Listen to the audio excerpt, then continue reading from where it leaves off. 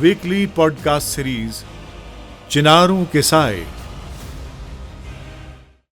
चिनारों के साए में आपका खैर मकदम है। ये एक नए दौर, एक नई सोच और एक नए सफर की कहानी है।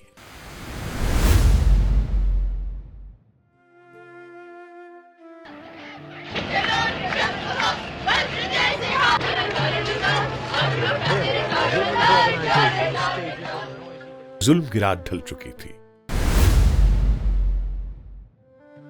तारीख ने एक बार फिर गवाही दी, जहां इंसानियत का खून बहता है वहां भारत खामोश नहीं रहता। ये कहानी है उन दिनों की जब मशरकी पाकिस्तान की मिट्टी चीख उठी थी, जब दरियाए गंगा के किनारे ढाका के कूचो बाजार में इंसानियत तड़प रही थी और दुनिया की बड़ी ताकतें खामोश तमाशाई बनी बैठी थीं।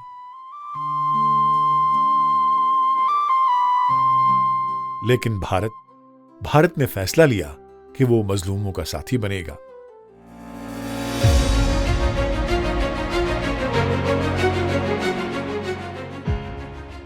उन्नीस सौ 71 मशरकी पाकिस्तान में जुल्म की वो दास्तान रकम हुई जिसे तारीख की औराक भी खून से लिखने पर मजबूर हुई। जनरल टिक्का खान के हुक्म पर पाकिस्तानी फौज ने ऑपरेशन सर्च लाइट के नाम पर लाखों बेगुनाह बंगालियों को मौत के घाट उतार दिया।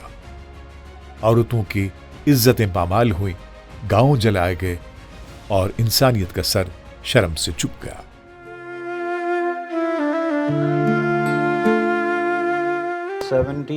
की वार से पहले जो इंतखाबात हुए थे पाकिस्तान के, जो कि यूनाइटेड पाकिस्तान था उस वक्त, मशरकी और मगरबी पाकिस्तान, बांग्लादेश बनने से पहले की बात कर रहा हूँ, तो वो इलेक्शन जो हैं वो बड़ी भारी अक्सरियत से जो है वो मशरकी पाकिस्तान में अवामी लीग ने जीते थे।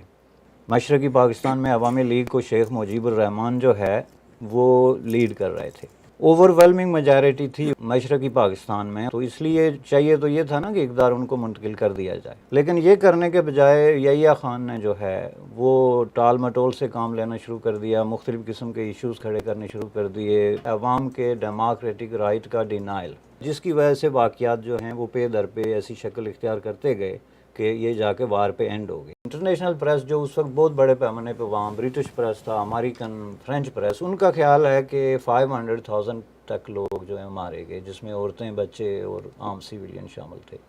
खुद पाकिस्तान के दानश्वर ये मानते हैं कि कम से कम 3 लाख आदमी जो है वो मारा गया। यहिया खान के हवाले से बहुत सारी ऐसी चीज़ें मशहूर हैं कि जब उन्होंने कहा कि जी ये 3, 4, 5 मिलियन तो मारना तो ये कोई बात ही नहीं है जी, इनको इधर से उधर कर देना जो है ये कौन सी जो है वो बिग डील है। तो इससे आप अंदाज़ा लगा सकते हैं कि ये किस बेरहमी के साथ अपने ही अवाम को, अगर आप नंबर्स देखते हैं कितने बड़े पैमाने पे जो है वो औरतें रेप हुई हैं, अगवा हुई हैं, और आज तक ये एक ट्रेजेडी वहाँ पे चल रही है। उसके बाद एक बहुत बड़े पैमाने पे इंटरनली लोग जो हैं वो डिस्प्लेस हुए हैं। VK Singh was the intelligence officer of 2 Rajput and they were part of 23 divisions. जब ये वहाँ पहुंचे हैं तो इनको क्या मिला? They walked into a properly fenced off area and there were 300 women जो उनको वहाँ पे रखा गया था, और पाकिस्तानी कैप्टन्स इंडियन आर्मी को देखते ही उन्होंने हाथ ऊपर कर लिया। अब ये जो औरतें थी इनके ऊपर एक भी कपड़ा नहीं था। 200-300 स्टार्क नेकेड, सबके सब प्रेग्नेंट थी, कोई 4 महीना, कोई 5 महीना, कोई 8 महीना। उनको कोई कपड़ा नहीं दिया गया कि ये सुसाइड ना कमिट करें। So when the army walked in, in fact VK की पिस्टल को ग्रैब करने की कोशिश की है कि they wanted to shoot themselves. इतना सुवियर किस्म का, इतना सख्त किस्म का सेंसरशिप नाफिज हुआ और एडवाइजेस का सिलसिला जो है वो शुरू हुआ कि खबरदार किसी भी किस्म की कोई खबर जो है वो नहीं जानी चाहिए जिससे कि मोरल जो है वो डाउन हो। तो ये जो आर्टिफिशियल मोरल को अप करने का जो वो था, वो दिल से एक्सेप्ट नहीं हो रहा था। तो मैं बार बार लिखता था, बार बार लोगों की फीलिंग्स जो है वो नोट करता था। मैं एक्सटेम्पोर गलियों और सड़कों में जाके मैंने लोगों से इंटरव्यू किए कि ये क्या हुआ, मुल्क ख़त्म हो गया, आपकी फीलिंग क्या है। लेकिन जो लोगों की फीलिंग्स थी جو ریئلٹی تھی, جو آبجیکٹو کنڈیشن تھی, جو آبجیکٹو فیلنگز تھی لوگوں کی, وہ میں لکھ نہیں پاتا تھا. بار بار میرے سے قلم جو ہے گر جاتا تھا. دنیا کی بڑی capital cities Washington, London, Beijing خاموش تھے، لیکن بھارت کی سرزمین پر لاکھوں پناہ گزین پناہ لینے لگے. ان کی چیخوں نے دہلی تک گونج پیدا کی.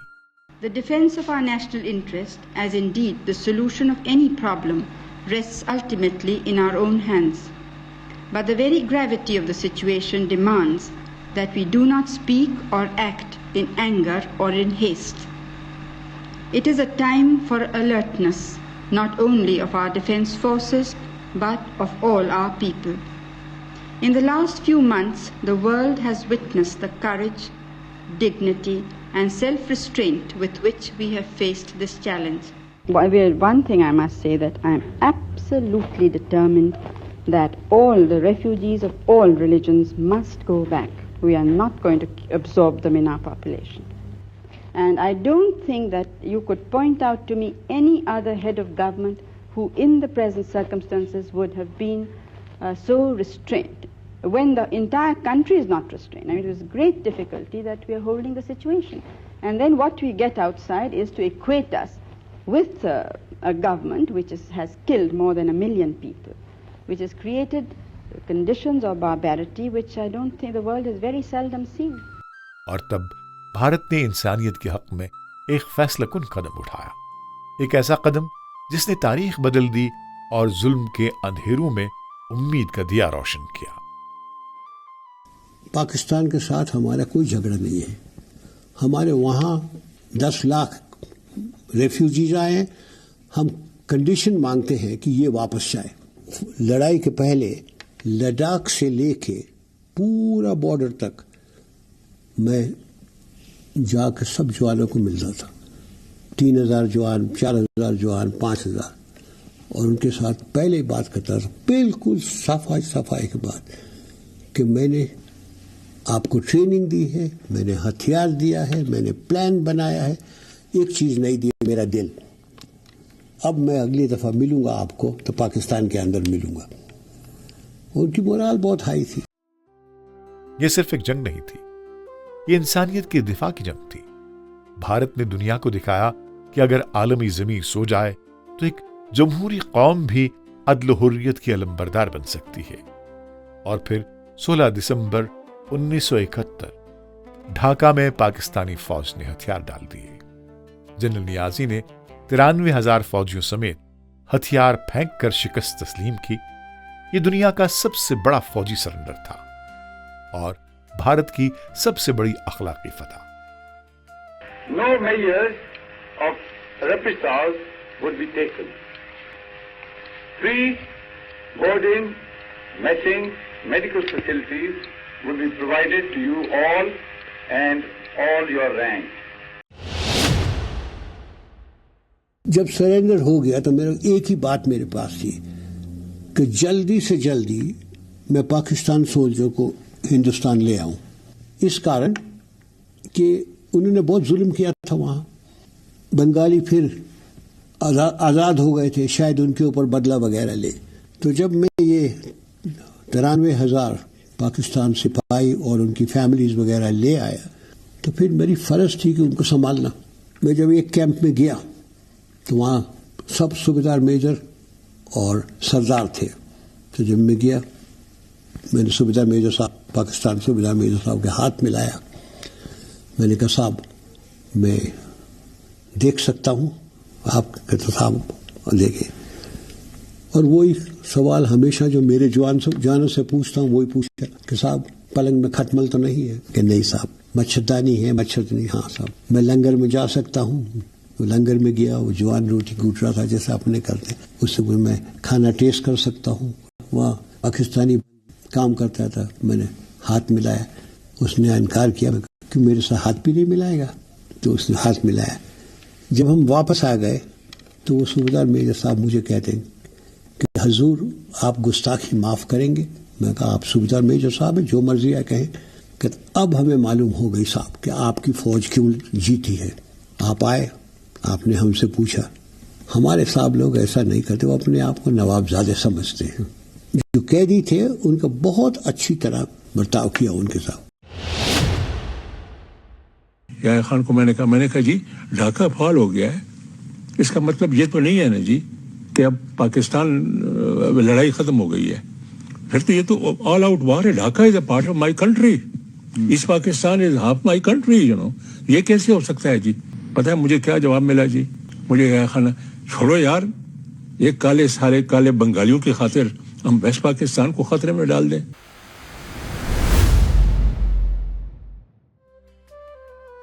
13 دن, جی ہاں صرف 13 دن, اور ایک نئی ریاست دنیا کے نقشے پر ابھری, بنگلہ دیش. یہ وہ کارنامہ تھا جس نے فوجی تاریخ بدل دی. کوئی شک نہیں تھا کہ یہ میں لڑائی جیتوں گا اور بہت جلدی جیتوں گا.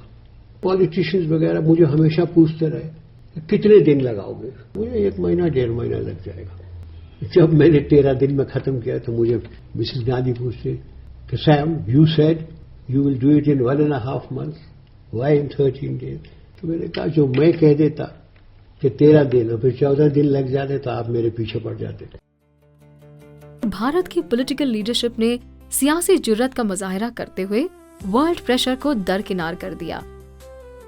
جہاں تک انڈیا کی سیاسی قیادت کا تعلق ہے, انہوں نے واضح سیاسی اہداف کو سامنے رکھ کر فوجی سربراہوں کو کام کرنے کی مکمل آزادی دے کر اس معاملے میں عسکری قوتوں کی بہت مدد کی. آرمی, ایئر فورس اور نیوی تینوں بازو ایک ساتھ ایک مشن کے لیے کام کر رہے تھے. بنگال کے میدانوں سے لے کر بے آف بنگال تک بھارت کی ملٹری پراوس اور ڈسپلن نے دنیا کو حیران کر دیا. The Indian Army is in Bangladesh. Your Air Force has been destroyed. You are surrounded on all sides.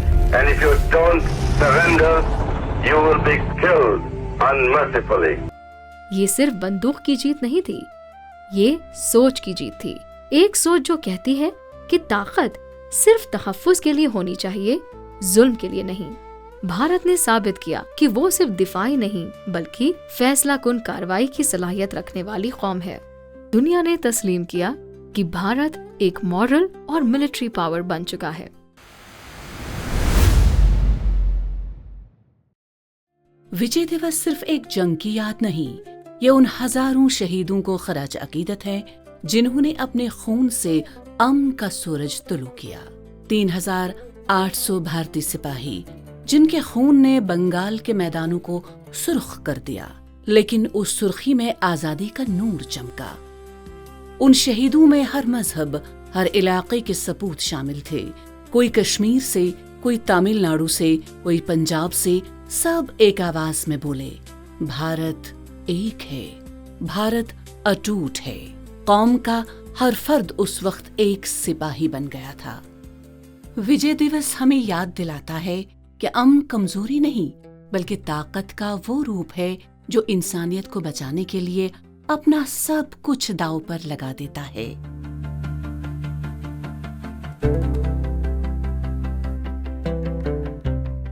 چناروں کے سائے سے یہی آواز آ رہی ہے کہ بھارت آج بھی مظلوم کے ساتھ کھڑا ہے.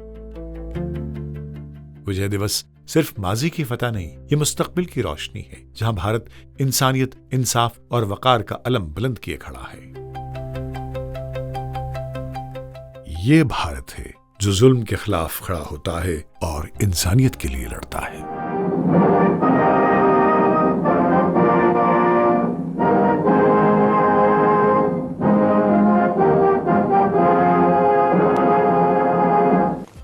ویکلی پوڈ کاسٹ سیریز چناروں کے سائے